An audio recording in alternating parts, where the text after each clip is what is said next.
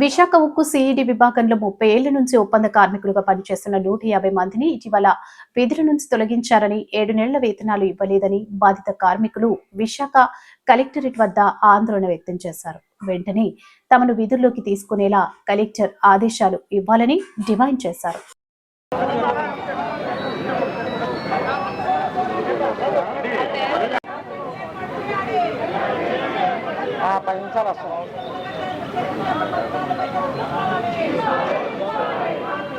D Dharmarao నా పేరండి. Civil engineering డిపార్ట్మెంట్లో స్టీల్ ప్లాంట్లో వర్క్ చేస్తామండి. 7 నెలలు అయింది, ఇప్పటికీ పని లేదు, ఏది లేకుండా చేశారండి. వాళ్ళు 1 మంత్ ఆగితే పని పెడతామని చెప్పారండి. ఇప్పుడు వరకు ఎవరో పట్టించుకోలేదండి. టెండర్ పెట్టలేదండి. 1 నెల పేమెంట్ ఇచ్చారు, ఇంకా 4 నెలలు పని చేసింది కూడా పేమెంట్ ఇవ్వలేదండి. ఇంకా ఫర్దర్ వర్క్ ఆర్డర్ టెండర్ పెడతానన్నారు, ఇప్పటి వరకు పెట్టలేదండి. దానికోసం మాకు పని ఇవ్వాలని 154 మంది 7 జోన్లు అండి. ఆ పని కావాలని మేము కలెక్టర్ గారికి వచ్చి రికమెండ్ చేస్తాం. జీతాలు ఇవ్వలేదు. 1 నెల ఇచ్చారండి, చెప్పాను. 1 నెల ఇచ్చారు, 3 నెలలు పని చేసిందని కూడా ఇవ్వలేదండి. అక్కడ మరి పని లేదండి.